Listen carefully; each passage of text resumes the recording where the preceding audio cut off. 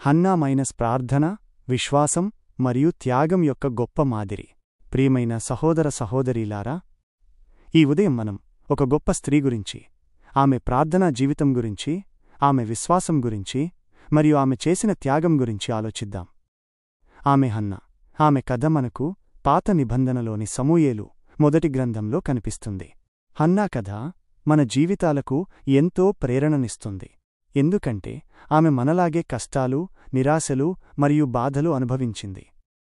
ఆమె జీవితం ఎల్కానా అనే భర్త, పెనిన్నా అనే మరో భార్య మరియు వారికి పుట్టిన పిల్లలతో కూడిన ఒక కుటుంబం. అయితే హన్నాకు పిల్లలు లేరు. బైబిలు స్పష్టంగా చెబుతుంది, యెహోవా ఆమెకు పిల్లలు లేకుండా చేయుటను బట్టి ఆమె వేదనతో ఉంది. ఇది ఆమెకు మానసికంగా, శారీరకంగా ఎంత బాధ కలిగించిందో మనం ఊహించగలం. అంతేకాకుండా ఆమె వైరి అయిన పెనిన్నా ఆమెను నిరంతరం విసిగించేది. ఈ బాధ, ఈ అవమానం ఆమెను తీవ్రంగా కృంగదీసింది. హన్నా యొక్క మౌన ప్రార్థన, హృదయపు కృమ్మరింత. ఒకరోజు ఆమె యెహోవా మందిరానికి వెళ్ళింది. అక్కడ ఆమె తన హృదయాన్ని దేవుని సన్నిధిలో పూర్తిగా కుమ్మరించుకుంది. ఆమె పెదవులు కదులుతున్నాయి, కాని స్వరం వినబడటం లేదు.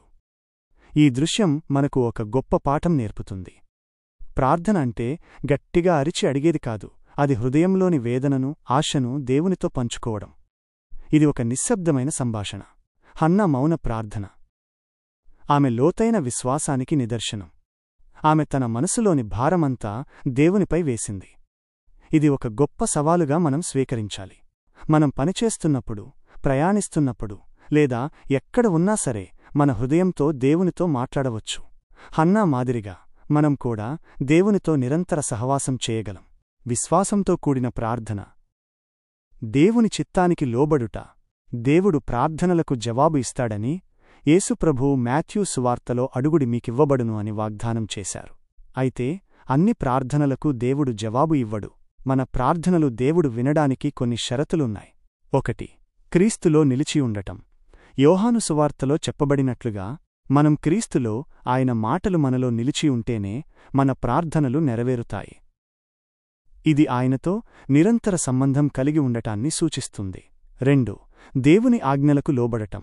సామెతలు గ్రంథం ప్రకారం ధర్మశాస్త్రం వినకుండా చెవిని మూసుకునేవారి ప్రార్థన దేవునికి అసహ్యకరమైనది. దేవుని చిత్తాన్ని జరిగించేవారి ప్రార్థనలనే ఆయన ఆలకిస్తాడు. 3. యేసునామంలో ప్రార్థన. ప్రార్థనలకు శక్తి యేసునామంలోనే ఉంది. యోహాను సువార్త ప్రకారం మనం యేసునామంలో ఏమి అడిగినా తండ్రి దానిని నెరవేరుస్తారు.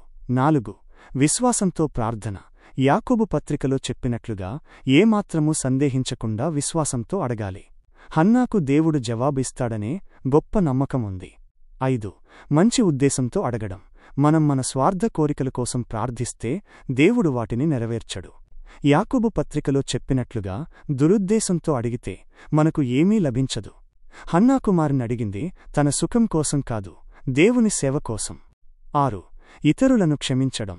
మార్కు సువార్త ప్రకారం ఇతరులను క్షమించకుండా మనం చేసే ప్రార్థనలు నిష్ప్రయోజనం. క్షమాగుణం లేని మనసుతో ప్రార్థిస్తే దేవుడు కూడా మన పాపాలను క్షమించడు. హన్నా చేసిన ప్రార్థన ఈ షరతులన్నిటినీ నెరవేర్చింది. ఆమె తన భారమంతా దేవునిపై వేసింది.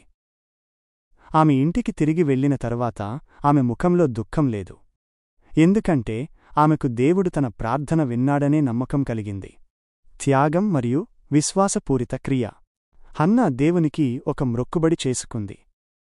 నా సేవకురాలైన నాకు మగపిల్లను దయచేసిన ఎడల వాడు బ్రతుకు దినములన్నీయు నేను వానిని యెహోవాకు అప్పగింతును.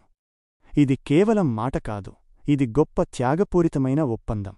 హన్నాకు సమూయేలు పుట్టిన తర్వాత ఆమె తన మ్రొక్కుబడిని మరిచిపోలేదు.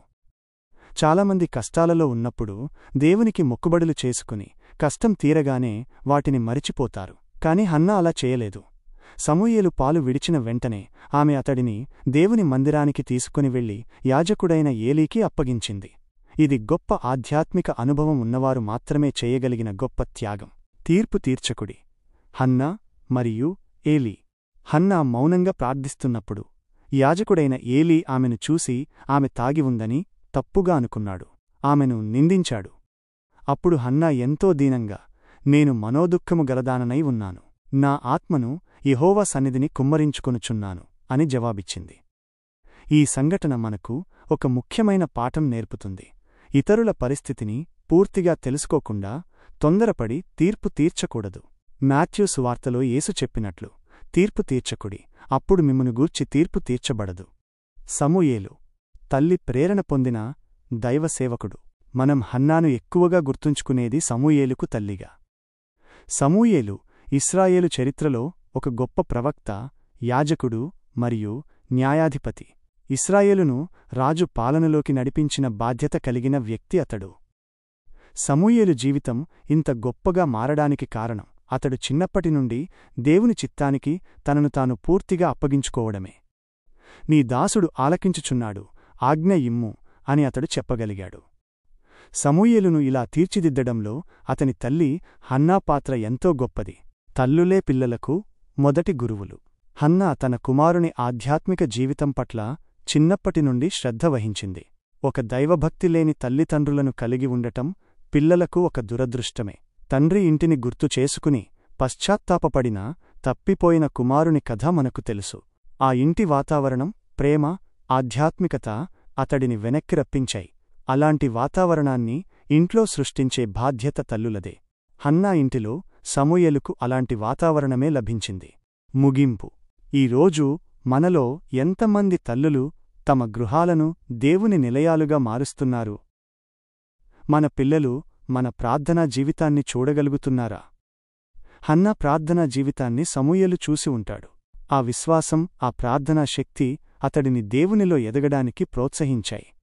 కాబట్టి హన్నా మాదిరిగా మనం కూడా మన పిల్లలను దైవభక్తిలో పెంచుదాం. మన ప్రార్థనల ద్వారా మన గృహాలను, మన పిల్లల జీవితాలను దేవునివైపు నడిపిద్దాం. ఆమెలాగే మనం కూడా దేవునిలో మన ఆనందాన్ని కనుగొందాం. ఆమేన్.